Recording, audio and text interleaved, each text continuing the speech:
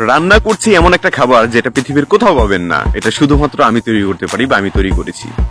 এটা হচ্ছে কাঁকড়া দিয়ে নুডলস। শুনেই মনে হচ্ছে পাবেন না, যাই হোক।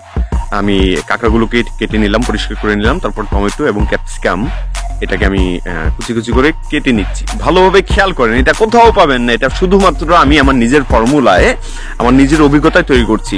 তারপর আমি একটা কড়াইতে তেল দিয়ে দিলাম, তার মধ্যে আমি এখানে দিয়ে দিচ্ছি রসুন, তার মধ্যে কিছু পেঁয়াজ, তারপর টমেটো এবং ক্যাপসিকামটা দিয়ে হালকা ভেজে নিচ্ছি, লবণ দিয়ে দিলাম হালকা সীমিত পরিমাণে। কাঁকড়াগুলোকেও দিয়ে দিলাম, তার মধ্যে কাঁকড়াগুলো আমি ভেজে নিচ্ছি, তারপর সয়া সস দিলাম।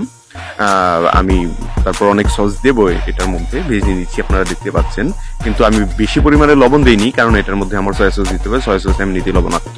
তারপর আমি এটাতে কি বলে টমেটো সস দিয়ে দিয়েছি, বারবিকিউ সসও দিতে পারেন। তারপর আমি পানি অ্যাড করেছি, নেড়ে চেড়ে নিচ্ছি, আমার ভাই আমার সাথে আছে।